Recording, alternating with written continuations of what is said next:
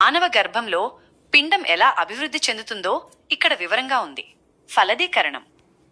పురుషుని శుక్రకణం స్త్రీ అండంతో కలిసినప్పుడు ఫలదీకరణం జరుగుతుంది. ఫలదీకరణం చెందిన అండం జైగోట్ గా పిలువబడుతుంది. విభజన మరియు ఇంప్లాంటేషన్. జైగోట్ ఫెలోపియన్ ట్యూబ్ గుండా గర్భాశయానికి ప్రయాణిస్తుంది. ఈ సమయంలో అది వేగంగా కణ విభజన చెందుతుంది.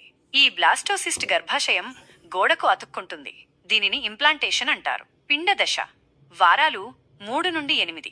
ఈ దశలో పిండం యొక్క ప్రధాన అవయవాలు మరియు శరీర వ్యవస్థలు అభివృద్ధి చెందడం ప్రారంభిస్తాయి. గుండె కొట్టుకోవడం ప్రారంభిస్తుంది.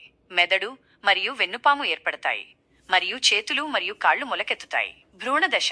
వారాలు 9 పుట్టుక. ఈ దశలో అవయవాలు మరియు శరీర వ్యవస్థలు పెరుగుతూ పరిపక్వం చెందుతాయి. కదలికలు అనుభూతి చెందడం ప్రారంభిస్తాయి మరియు శిశువు బాహ్య ఉద్దీపనలకు ప్రతిస్పందించడం ప్రారంభిస్తుంది. పుట్టుక. సుమారు 40 వారాల గర్భధారణ తరువాత శిశువు జన్మిస్తుంది.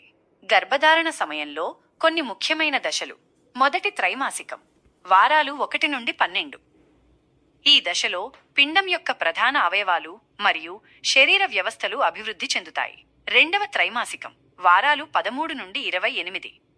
ఈ దశలో శిశువు పెరుగుతూ మరియు కదులుతూ ఉంటుంది. మూడవ త్రైమాసికం. వారాలు 29 పుట్టుక. ఈ దశలో శిశువు పుట్టుకకు సిద్ధమవుతుంది.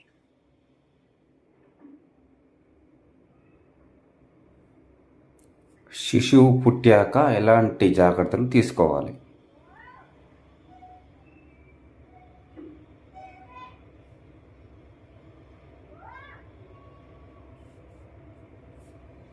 శిశువు పుట్టిన తర్వాత తల్లిదండ్రులు తీసుకోవాల్సిన జాగ్రత్తలు చాలా ఉన్నాయి. కొన్ని ముఖ్యమైన విషయాలు ఇక్కడ ఉన్నాయి. ఆహారం.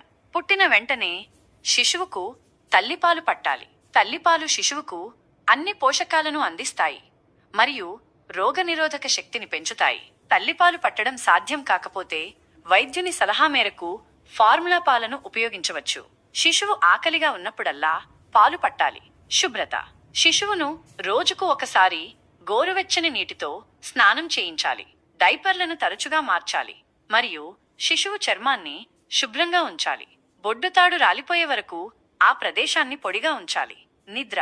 శిశువులు రోజుకు 16 నుండి 17 గంటలు నిద్రపోతారు. శిశువును వెల్లకిలా పడుకోబెట్టాలి. శిశువు పడుకునే ప్రదేశం వెచ్చగా మరియు సౌకర్యవంతంగా ఉండాలి. వైద్య సంరక్షణ.